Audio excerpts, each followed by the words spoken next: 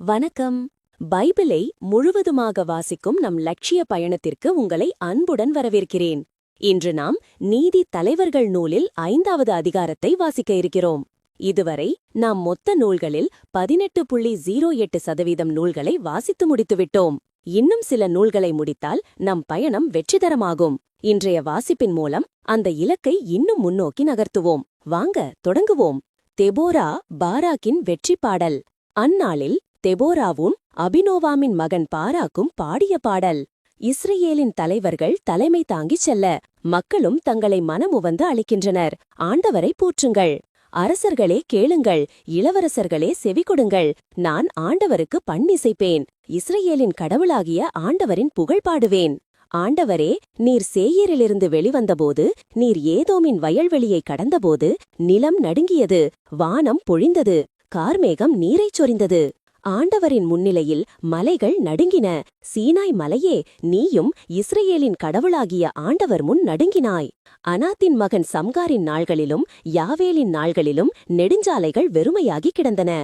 பயணிகள் சுற்றுப்பாதைகளில் சென்றனர்.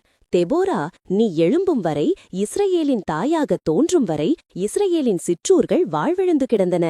வேற்று தெய்வங்கள் தேர்ந்து கொள்ளப்பட்டதும் வாயில்களில் போர் வந்துற்றது. இஸ்ரேலின் 40,000 பேர்களுள் எவரிடம் கேடயமோ இருந்தது. என் இதயம் இஸ்ரேலின் படைத்தலைவர்களில் பெருமிதம் கொள்கிறது. மக்கள் நடுவில் தங்களை மனமுவந்து அளித்தவர்கள் இவர்களே. ஆண்டவரை போற்றுங்கள்.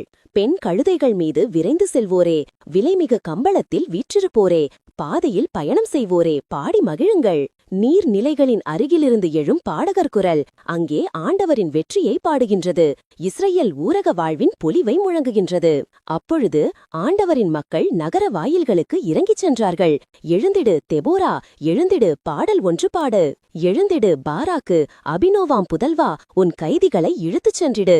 அப்பொழுது எஞ்சிய உயர்குடியினர் பீடு நடை போட்டனர். வலியோரை எதிர்த்து நிற்க ஆண்டவரின் மக்கள் என்னிடம் இறங்கி வந்தனர். எப்ராயிமிலிருந்து அதன் மக்கள் அமலேக்கிற்கு போயினர். பென்யமின், உன் பின்னால் உன் மக்களும் மாக்கிரிலிருந்து தலைவர்களும் செபுலோனிலிருந்து தலைவர்களும் புறப்பட்டுச் சென்றனர். இசக்காரின் இளவரசர்கள் தெபோராவுடன் சென்றனர்.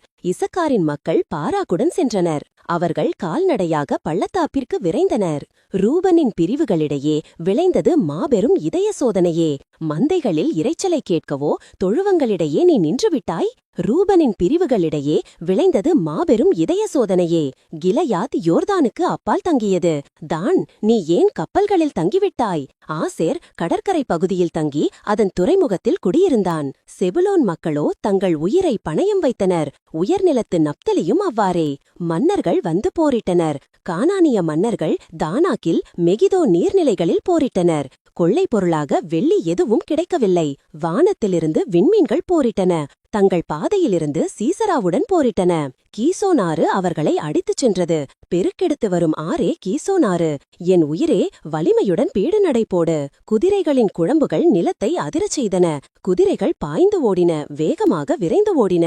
மேரோசை சபியுங்கள் என்றார் ஆண்டவரின் தூதர். அதில் வாழ்வோரை கடுமையாக சபியுங்கள். ஏனெனில் அவர்கள் ஆண்டவருக்கு உதவி செய்ய வரவில்லை. வலிமை மிக்கோருக்கு எதிராக ஆண்டவருக்கு உதவி செய்ய வரவில்லை. கேனியனான கெபேரின் மனைவி யாவேல், நீ பெண்களுள் பேறு பெற்றவள். கூடாரம் வாழ் பெண்களுள் நீ பேறு பெற்றவள். அவன் கேட்டதோ தண்ணீர், இவள் கொடுத்ததோ பால். அவள் உயர்தர கிண்ணத்தில் தயிர் கொண்டு வந்தாள். அவள் தன் கையை கூடார முழையில் வைத்தாள். அவள் வலக்கை தொழிலாளர் சுத்தியலை பிடித்தது. சீசராவின் தலையில் அடித்தாள், சிதைத்தாள். அவன் நெற்றி பொட்டினை நொறுக்கினான், துளைத்தான். அவன் சரிந்தான், விழுந்தான். அவள் காலடியில் உயிரற்று கிடந்தான். அவள் காலடியில் அவன் சரிந்தான், விழுந்தான். அவன் விழுந்த இடத்திலேயே இறந்து கிடந்தான். சீசராவின் தாய் சாளரம் வழியாக எட்டி பார்த்தாள். சாளரத்தில் சாய்ந்து கொண்டு அவள் கத்தினாள். அவன் தேர் வர ஏன் இந்த தாமதம்? அவன் தேர் குதிரைகளின் குழம்பொலி இன்னும் கேட்கவில்லை. அவளுடைய அறிவார்ந்த பணிப்பெண்கள் அவளுக்கு விடை கூறுகின்றனர். அவளது கேள்விக்கு அவளே விடை கூறுகின்றாள். அவர்கள் கொள்ளைப் பொருளை கண்டுபிடித்து பங்கிடுகிறார்களோ? ஆளுக்கு ஓரிரண்டு பெண்கள். சீசராவுக்கு கொள்ளை பொருளில் வண்ண ஆடைகள்.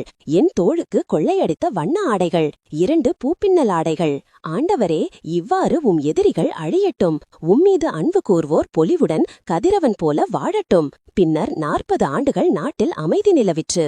நாம் 1189 அதிகாரங்களில் 216 அதிகாரங்களை நிறைவு செய்துவிட்டோம். இன்னும் சில அதிகாரங்களை வாசித்தால் முழு பைபிளையும் முடித்து விடுவோம். நாளை அடுத்த அதிகாரத்தை பார்க்க சந்திப்போம். நாள்தோறும் இந்த பயணத்தில் நீங்களும் பங்கேற்றால் பைபிளை முழுவதமாக வாசித்து முடிப்போம். இது நம் வாழ்க்கையிலும் ஆன்மாவிலும் பெரிய மாற்றத்தை ஏற்படுத்தும். இந்த பயணம் உங்களுக்கு நம்பிக்கையையும் சமாதானத்தையும் கொடுத்தால் இந்த வீடியோவை லைக் செய்யவும் சப்ஸ்கிரைப் செய்யவும் மறக்க வேண்டாம்.